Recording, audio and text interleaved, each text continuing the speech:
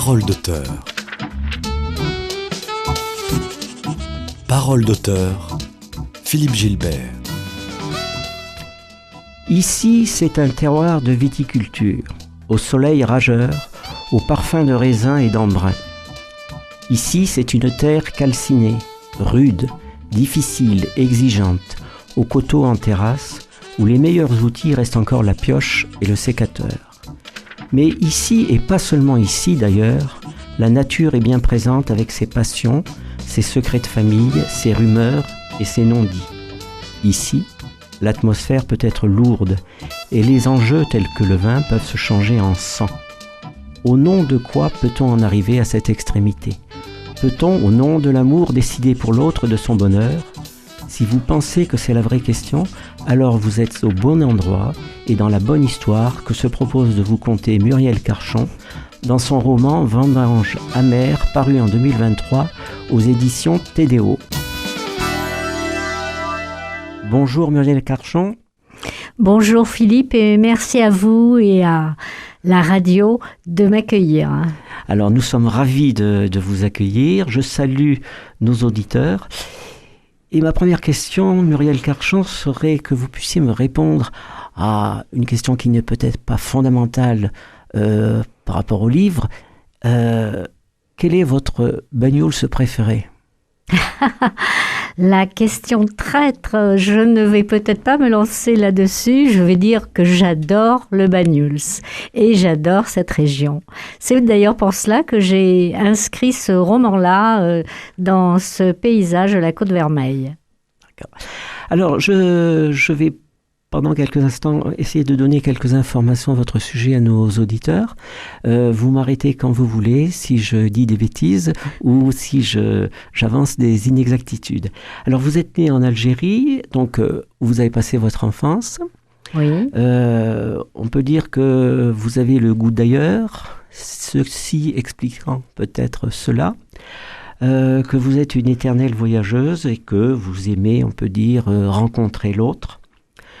On peut vous qualifier de curieuse et très enthousiaste, et que vous avez fini par poser votre besace au pays de Cocagne, et par un étrange hasard, l'écriture s'est imposée à vous.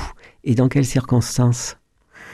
Alors, ce sont des circonstances qui datent il y a 45 ans exactement, puisque c'est quand j'ai rencontré mon époux, qui lui-même déjà était écrivain. Donc, je l'ai lu, relu, j'avais déjà une grande lecture livresque. Les livres, il faut dire, ont été un refuge pour moi, puisque justement, quand je suis rentrée d'Algérie, cela a été un peu compliqué pour la petite fille que j'étais. Et donc, eh bien, voilà, la lecture s'est imposée. Et puis après, avec le compagnon écrivain que j'avais, l'écriture, à son tour, s'est imposée. D'accord. Donc, vous êtes devenue écrivaine presque par proximité et par contagion, presque. Oui, vous pouvez le dire, par contagion. D'accord. Alors, vous avez récemment reçu un prix de l'Académie des livres de Toulouse pour un roman qui s'appelle Meurtre à Agen. Oui, La croisade de l'élu.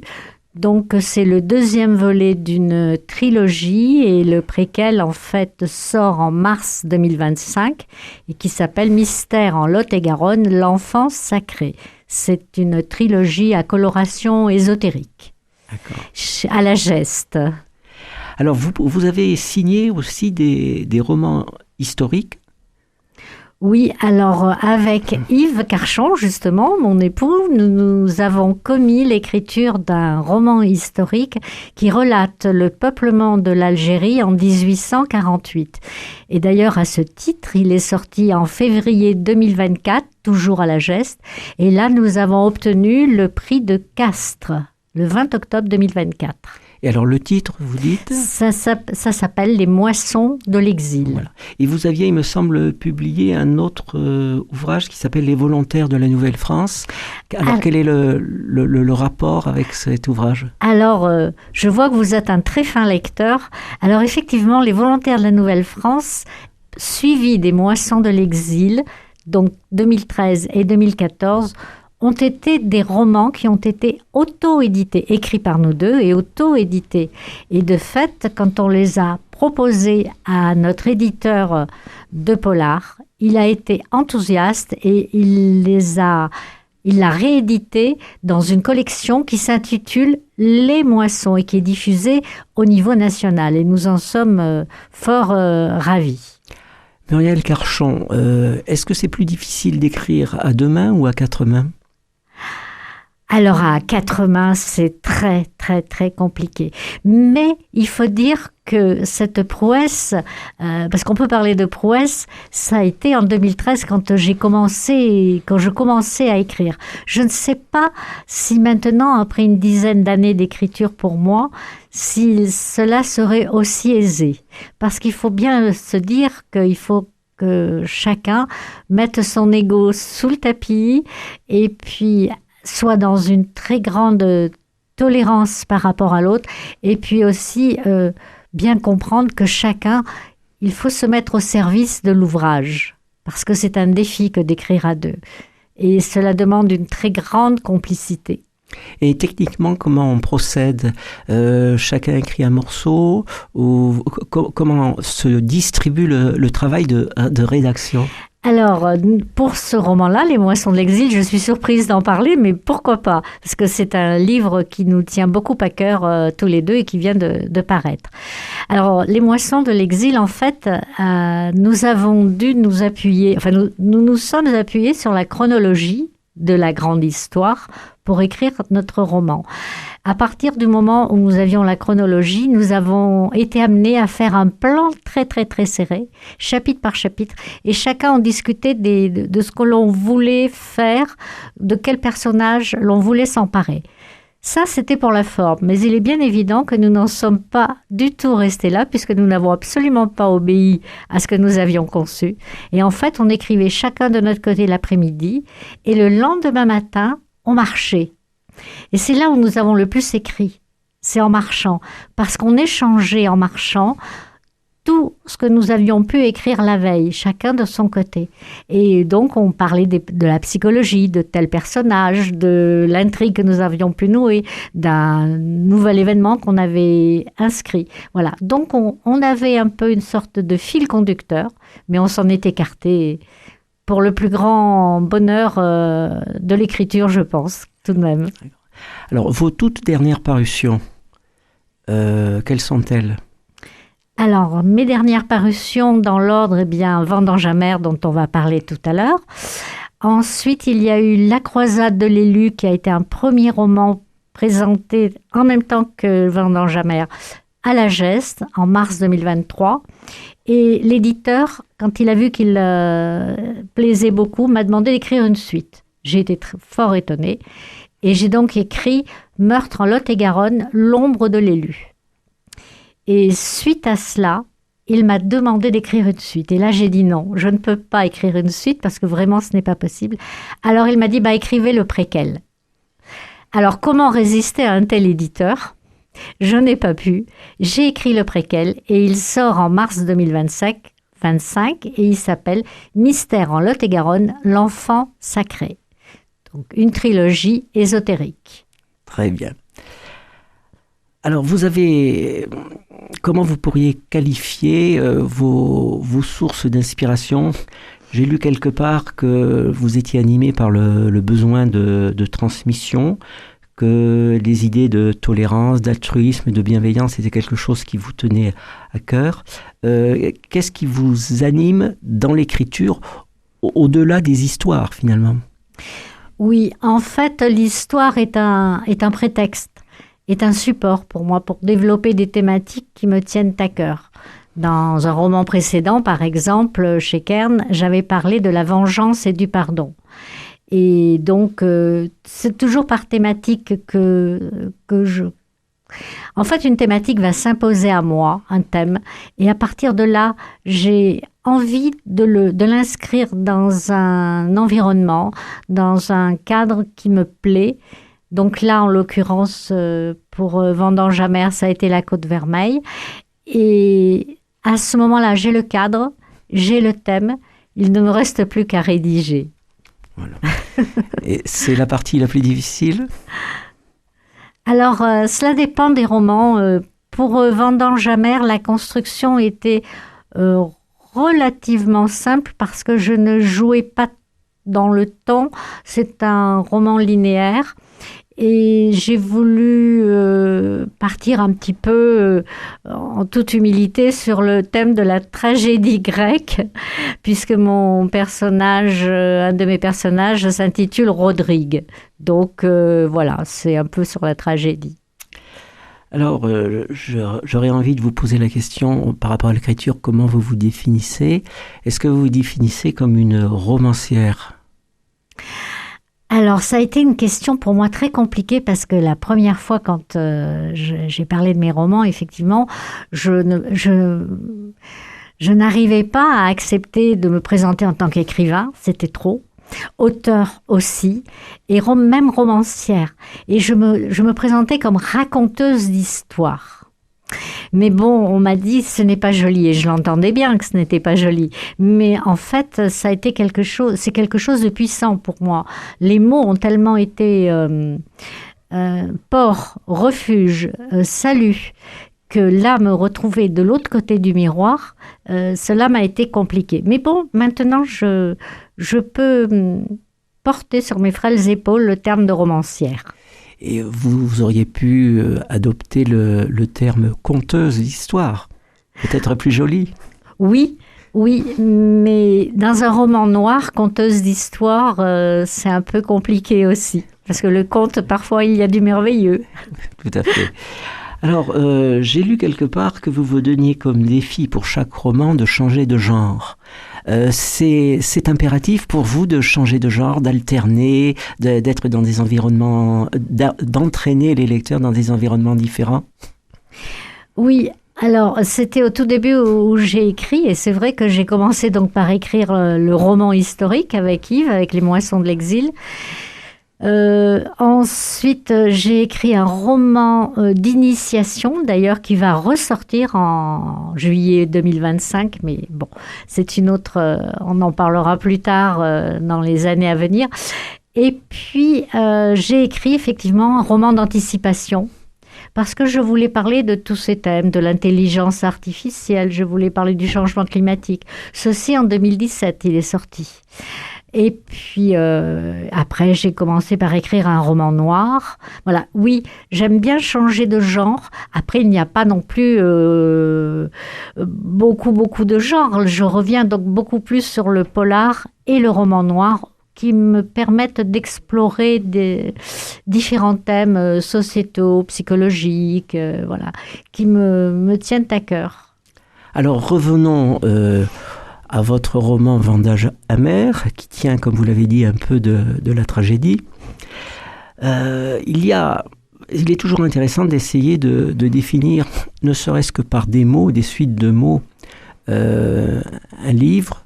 Ça amène à laisser des traces d'impression. Alors, je me suis livré un petit peu à l'exercice. Vous allez me dire si vous êtes d'accord. D'accord. Alors, pour la qualification de ce roman, polar, histoire et secret de famille, conditions féminines, histoire d'amour, double vie et vie cachée, galerie de portraits de femmes, non-dits et conventions sociales, un test pour les ménages du lecteur également, suspense et jeu de piste, intégration en Catalogne, avidité, milieu viticole. Est-ce que ce sont des mots qui recouvrent les idées essentielles de ce livre? Oui, je crois que vous m'avez bien lu, effectivement, Philippe. Effectivement, je rajouterai, vous êtes très complet, je rajouterai peut-être la rumeur et le qu'en dira-t-on, qui peuvent être mortels pour certaines personnes. Alors passons à l'objet du livre, en premier, l'objet au sens concret, l'objet livre que vous avez publié. Est-ce que vous pourriez, malgré le fait que l'exercice soit difficile pour nos auditeurs, décrire la couverture de ce livre? Alors, si je devais la décrire, eh bien, vous avez des hampes de vigne qui sont dans des teintes bleu cobalt, on va dire. et en fond une lueur rouge incendie, et ce n'est pas par hasard, puisqu'il y a un incendie dans ce roman, et inscrite dans cette lueur rouge une silhouette de femme en noir qu'on peut deviner. Voilà.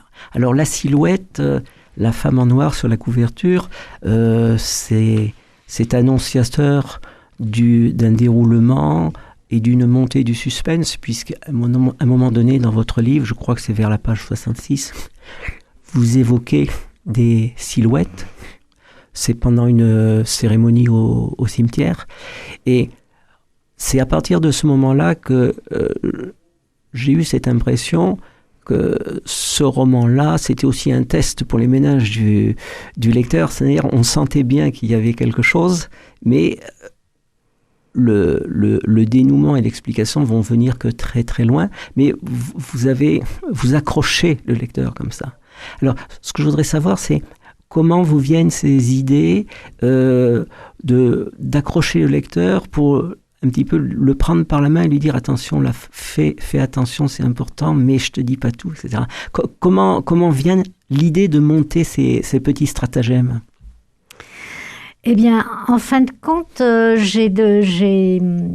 où je travaille avec un plan assez serré selon les romans. Celui-ci, je me suis un peu laissé, je vais dire, guider, entre guillemets. Par exemple, cette silhouette de la couverture, c'est la silhouette sur un fond d'incendie, c'est la silhouette d'une jeune femme, Anaïs, qui, en fin de compte, n'est plus, puisqu'elle est morte sur une parcelle de vigne. Et malgré tout, c'est peut-être le personnage le plus présent dans ce roman. Voilà, vous avez fait allusion à ces deux silhouettes et effectivement, j'ai voulu rebondir sur ces silhouettes parce que, en fait, les personnages sont là, ils vivent, ils maîtrisent leur vie, mais jusqu'à quel point? Et voilà, dans la construction de ce roman, c'est ce que j'ai voulu faire ressortir. Maîtrise-t-on toujours ce que l'on vit ou est-on pas objet, mais est-on contingent? Par exemple, il y a le problème d'une emprise d'un homme sur une famille, je ne vais pas dire sur un clan, mais pas loin. Et cette emprise, elle est là. Elle n'est pas dans l'action, elle n'est pas dans les mots, elle est sous-jacente comme une silhouette justement dans l'écriture. Et c'est ce qui m'a permis d'avancer. Justement, je ne savais pas comment j'allais traiter ce roman, mais je savais quel thème je voulais aborder. Et notamment le pouvoir, donc l'emprise, du patriarche sur une famille, sur ses femmes, sur la condition féminine, à une époque donnée, parce qu'il faut un peu situer ce récit qui se déroule aussi dans les années 50-60. En fait, le drame d'aujourd'hui est un miroir avec un drame qui a eu lieu bien plus tôt dans les années 50-60. Et donc, c'est tout cela. Les protagonistes, les personnages de ce roman se rejouent quelque chose qui les ont dépassés parce que plus en avant, dans leur histoire familiale, des enjeux ont été joués et ils en sont les jouets, si je peux dire, et si je peux faire cette culbute, entre guillemets. Voilà. Alors, nous allons revenir en détail, notamment sur le contexte du roman. Banyuls, la terre catalane, c'est une terre de vignes. Et je vous propose d'écouter un morceau au sujet des vendanges.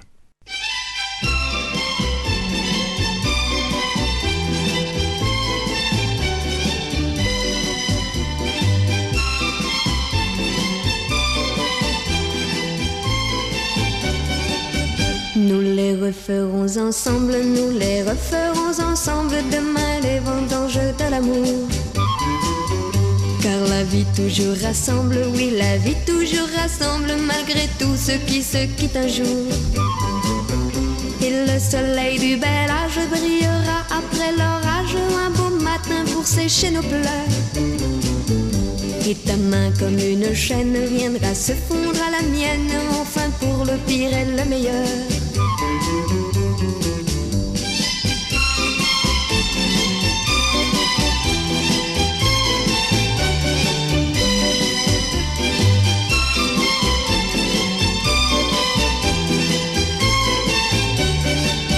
Nous les referons ensemble, nous les referons ensemble, demain les vendanges de l'amour. Car je sais que tu ressembles, oui je sais que tu ressembles comme deux gouttes d'eau à l'amour. Ma comparaison peut-être sur tes lèvres fera naître un sourire en guise de discours. Mais pourtant j'en suis certaine, ce soir autant que je t'aime, oui ce soir tu ressembles à l'amour.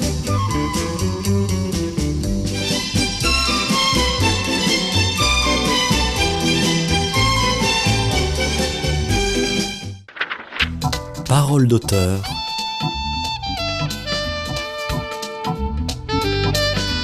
Philippe Gilbert.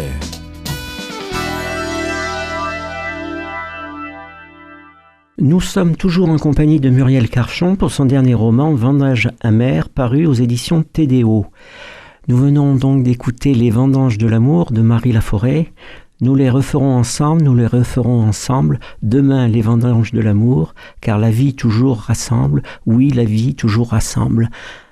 Est-ce que ces phrases sont l'essence même du roman, de la motivation à choisir cette chanson, au moins? Oui, parce que dans la dernière phrase, il y a le mot « la vie ». Et la vie, c'est important, c'est quelque chose... on existe, mais à une condition, c'est pour moi, bien sûr, c'est de prendre des risques, c'est d'oser relancer les dés. Et c'est tout cela qui va faire que les personnages vont pouvoir bousculer leur destin. En fait, c'est cela. On peut être mis sur des rails, et puis après, eh bien non.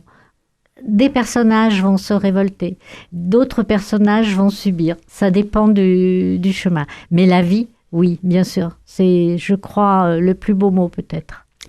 Alors, est-ce que vous pourriez donner davantage de détails aux auditeurs sur le contexte de cette histoire, le contexte, on pourrait dire, de cette tragédie contemporaine?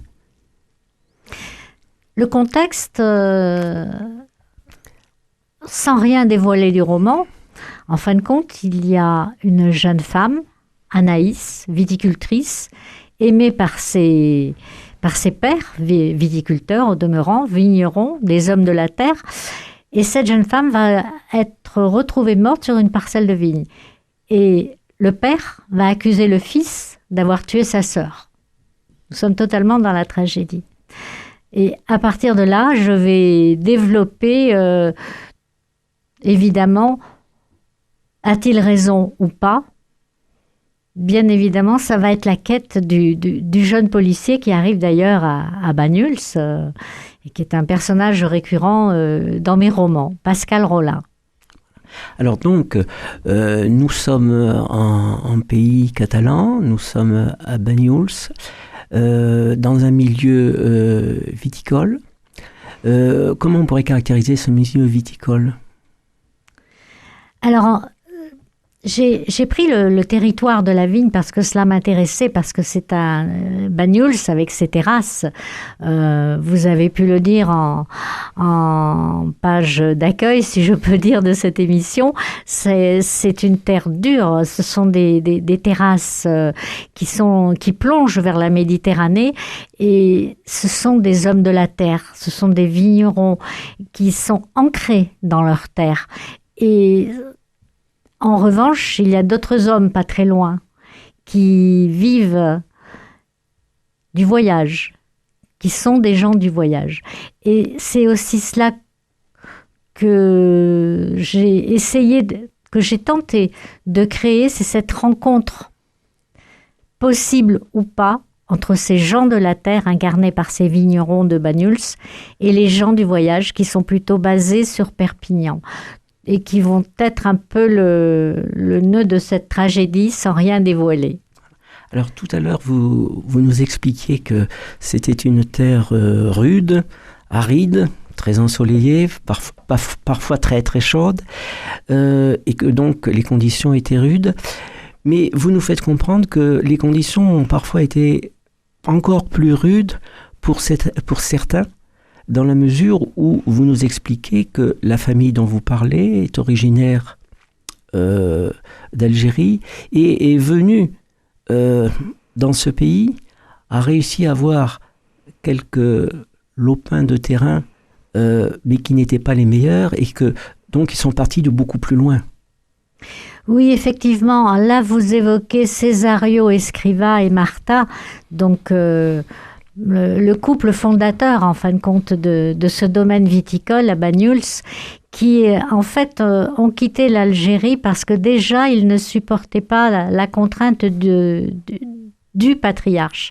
Et Cesario Escriva va venir s'inscrire et va venir dans ce terroir et va vouloir faire sa place aussi, trouver sa place aussi, c'est très important pour lui. Il faut que, d'ailleurs, il va aller jusqu'à acheter une concession. Dès qu'il a acheté son domaine, il va aller acheter une concession au cimetière pour vraiment s'ancrer dans ce terroir. Et là, il y a avec lui et en lui inscrit toute une éducation qui est une éducation d'honneur, de parole donnée, c'est très important le monde traditionnel auquel il appartient.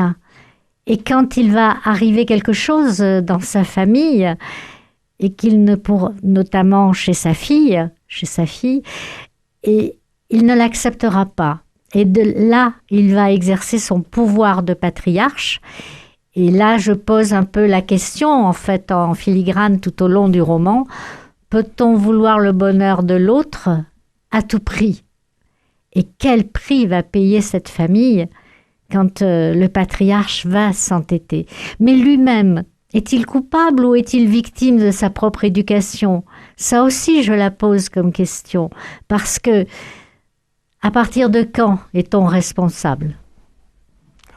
Alors, il y a aussi Marta. Alors, qui est Marta et quels sont ses traits de caractère? Alors, Marta, c'est l'épouse de Cesario. Marta, c'était une jeune fille brune, séduisante, pas naïve, mais d'une simplicité désarmante. Et évidemment, elle va séduire le beau Cesario. Quand ils se marient, donc ils viennent en France, à Banyuls, et c'est une femme saine, c'est une femme simple. Et elle est assez obéissante, parce qu'elle-même a reçu ce type d'éducation. Elle est assez obéissante à son époux. Mais Marta, cette femme qui est si pleine de concessions, on va dire, et pleine d'amour pour son Cesario, a une sœur, en revanche. Et cette sœur...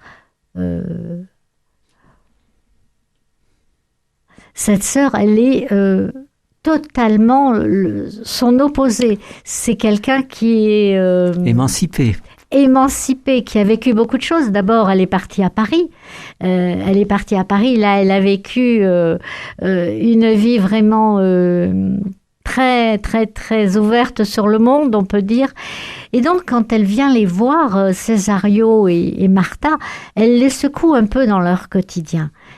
C'est quelqu'un de très original et qui amène de la... J'ai essayé de faire de ce personnage un être un peu éthéré, assez léger, comme les robes, les écharpes dans lesquelles elle s'entoure, comme de la mousseline, pour aérer le texte qui pourrait peut-être de temps en temps être lourd dans sa noirceur, mais avec son humour, elle arrive, je l'espère, à apporter un peu de fraîcheur. Voilà, c'est celle qui apporte l'oxygène à l'intérieur de cette famille, en quelque sorte. Absolument. Ouais. Et parmi les personnages, il y a Rodrigue. Alors, Rodrigue, est-ce que vous pourriez le situer et nous faire part un petit peu de son caractère, de la manière dont il appréhende la vie? Alors, Rodrigue est le fruit d'un amour illégitime, on va dire. Et sa maman va se remarier et il aura une relation assez compliquée avec son père adoptif. Et du coup, c'est un enfant qui va se développer beaucoup d'intuition. Il va développer des dons artistiques, notamment la peinture. Et d'ailleurs, il est galeriste aussi et il expose à Collioure. Nous allons aussi sur Collioure. Et Rodrigue, c'est l'amoureux. Mais c'est l'amoureux passionné parce qu'il rencontre un personnage flamboyant qui est Graziella. Et on ne peut pas parler de Rodrigue sans parler de Graziella, la gitane. Voilà.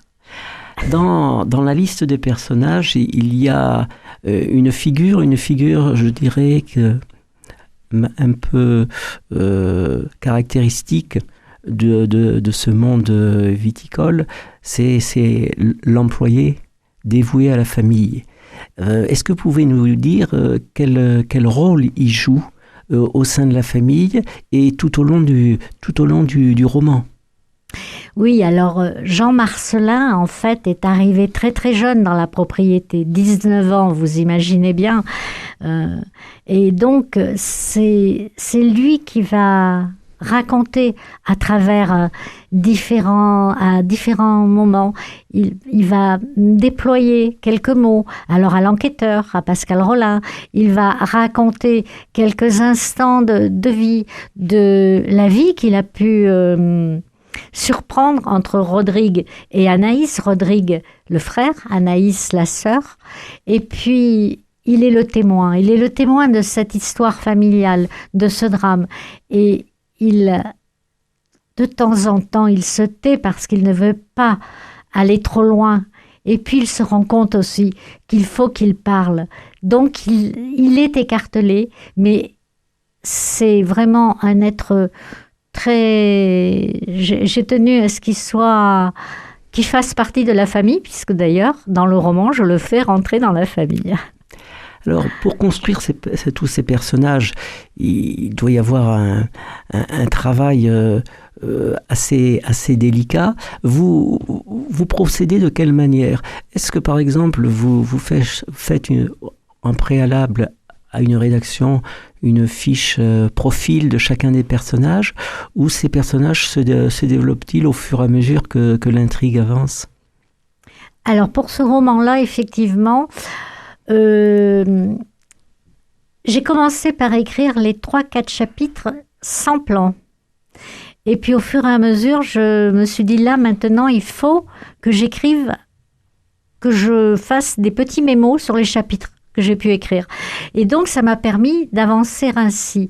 Et après, je me suis laissée guider par mes personnages. Alors, je sais, c'est un lieu commun de le dire. Quand on est auteur, très souvent, on dit on est guidé par ses personnages. Mais là, parfois, c'était vraiment flagrant. Il y avait des moments où j'étais... ma plume, voilà, enfin, si je peux parler de plume, puisque je travaille sur ordinateur. Mais voilà, c'était... non, je suivais... Je n'étais plus dans le plan.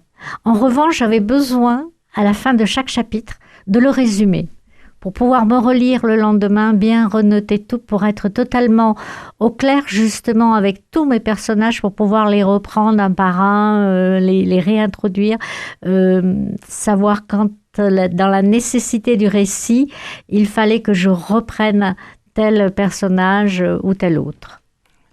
Et est-ce que c'est un exercice difficile de veiller à la cohérence du comportement d'un personnage pour justement être certain que par rapport à la manière dont il a été décrit, donner l'impression, et même plus que l'impression, qu'il agit justement avec cohérence? Est-ce que cet aller-retour entre ce qui a été présenté au lecteur et les actions et le comportement du personnage, est-ce que c'est quelque chose qui est difficile à régler? Oui, c'est bien sûr, c'est toujours difficile et moi j'ai trouvé un peu peut-être, enfin à ma manière, un système qui est peut-être de mettre, j'appelle ça des petits cailloux blancs pour les lecteurs, mais parfois je me demande si c'est pas pour moi-même, justement, pour m'y retrouver, ne faisant pas justement ces fameuses fiches. Alors oui, ces personnages, ce qu'il y a, c'est que je stabilote. Quand je fais mes résumés de chapitres, je stabilote. Et j'ai des codes. Donc pour mes personnages, ça va être rose. Et quand je fais ressurgir des caractères particuliers, ça sera stabiloté d'une autre couleur. Ce qui fait que j'ai tout de suite le visuel, parce que je suis quelqu'un de très visuel. J'ai tout de suite... Ah oui, et puis bon, je vis, il faut le dire, il faut bien le dire, quand on écrit un roman, en tout cas pour ma part, je vais écrire sur 6 mois à peu près, je le pense quelques mois avant, il mature, mais à partir du moment où je commence la rédaction, on va dire, véritable du roman, à partir de là, je vis avec mes personnages. Aux grandes dames, parfois, de mon compagnon. Mais c'est vrai que je vis avec mes personnages. Et parfois, même, j'en rêve. Parce que ce sont des compagnons de route pendant un temps. Et je ne veux pas les trahir. Et je veux pouvoir porter l'histoire jusqu'à son incandescence, jusqu'à ce que moi-même, je sente que j'ai pu enfin dire à peu près tout ce que j'ai voulu exprimer. Voilà. Et c'est à ce moment-là que vous pouvez dire mes personnages sont vraiment des personnages vivants. C'est cela, exactement. Muriel Karchin, je vous propose d'écouter maintenant un morceau que tout le monde va reconnaître très rapidement.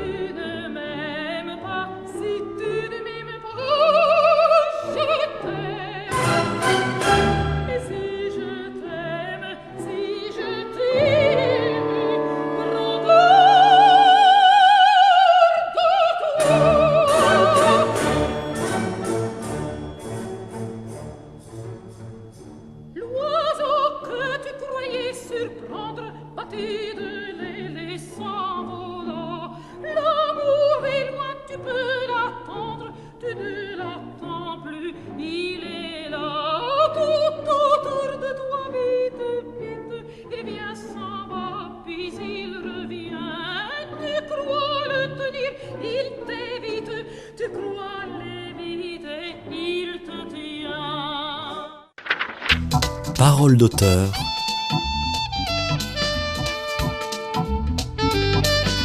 Philippe Gilbert.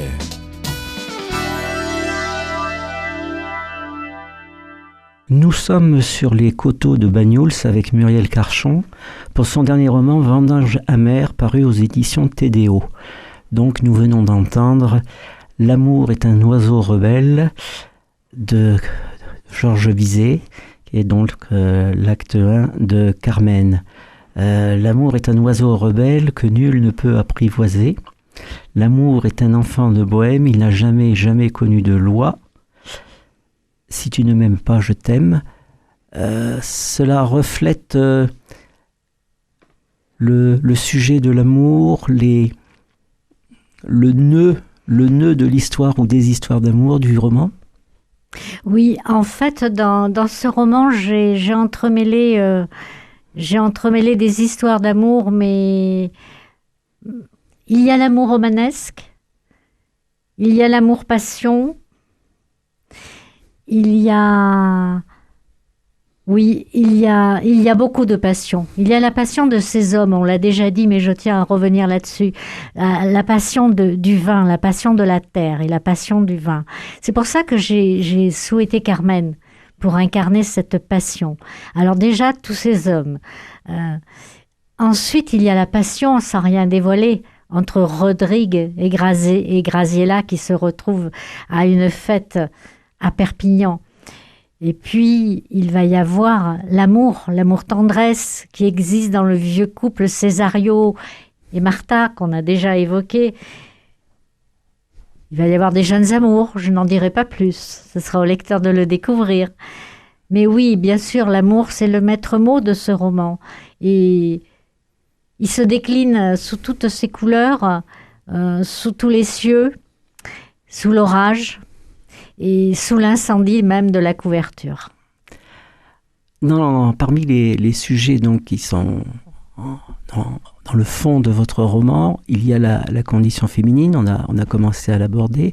On y voit la description de plusieurs générations de femmes, avec donc des comportements différents, des réflexes différents, dus justement aux contraintes qu'elles ont vécues chacune l'une après l'autre pendant leur vie. Est-ce que c'est important pour vous d'écrire à ce sujet-là ? Oui, alors ce roman, il a été écrit, en fait, il est paru en mars 2023, mais je l'ai écrit en 2021.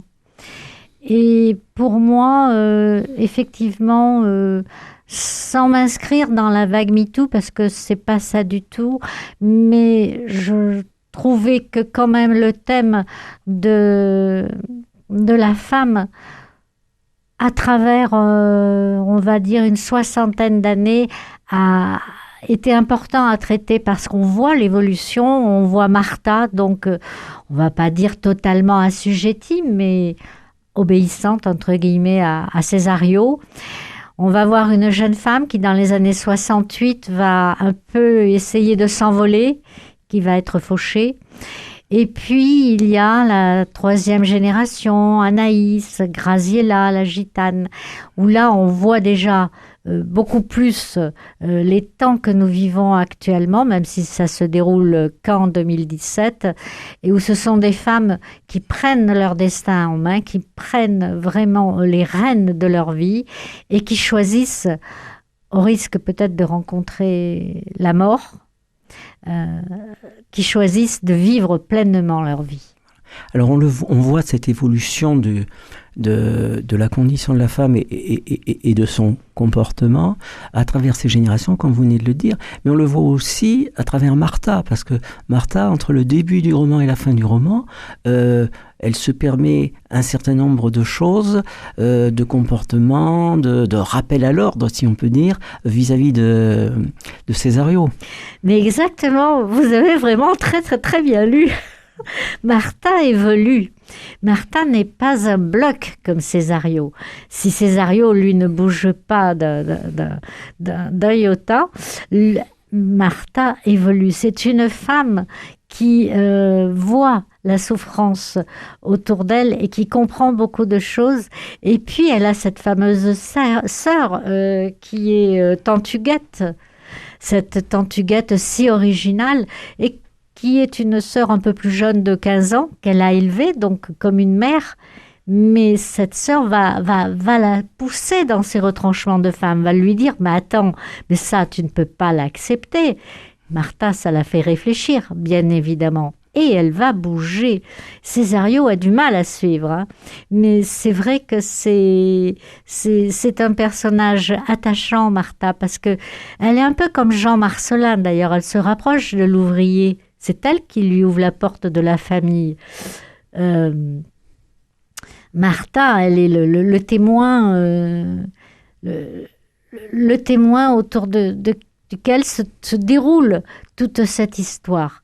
Et c'est elle qui va...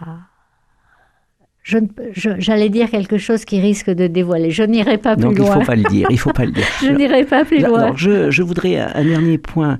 Vous évoquez donc la notion de patriarcat, bien vivante dans votre roman. Vous y adjoignez forcément tout ce que l'on pourrait appeler des conventions sociales, les a priori, et la problématique de l'intégration en France, puisqu'on parlait tout à l'heure de cette famille qui venait d'Algérie et qui avait eu des difficultés à s'intégrer. Vous parlez aussi, un thème qui est lié, c'est celui de la tolérance et de la coexistence de plusieurs mondes, hein, le monde des gens du terroir, le monde des gens du voyage, et vous avez finalement, vous donnez dans cette histoire une vision optimiste de dire qu'il y a des moyens d'entente, il y a des moyens de coexistence, et plus d'ailleurs. Oui. C'est aussi un thème qui me tient. En fait, j'ai mis plusieurs thèmes qui me tenaient à cœur dans ce roman, et notamment c'était aussi celui de trouver sa place dans la société et dans le monde, dans la géographie dans lequel on peut évoluer. Effectivement, trouver sa place, c'est important. C'est une manière d'être au monde.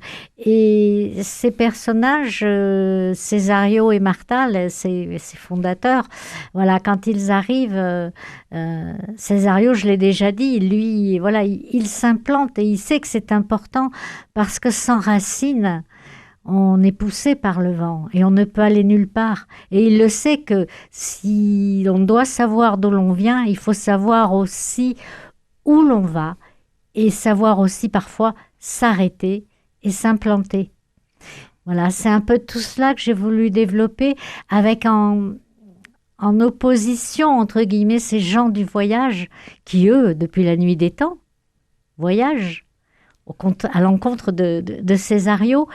Et malgré tout, il va y avoir des possibilités de rencontres. Parce que oui, bien sûr, c'est pas parce qu'on est quelqu'un, c'est pas parce qu'on est prédestiné à faire partie de quelque chose, que pour autant, on ne puisse pas rencontrer l'autre, aimer l'autre avec un A majuscule et peut-être fonder quelque chose avec l'autre.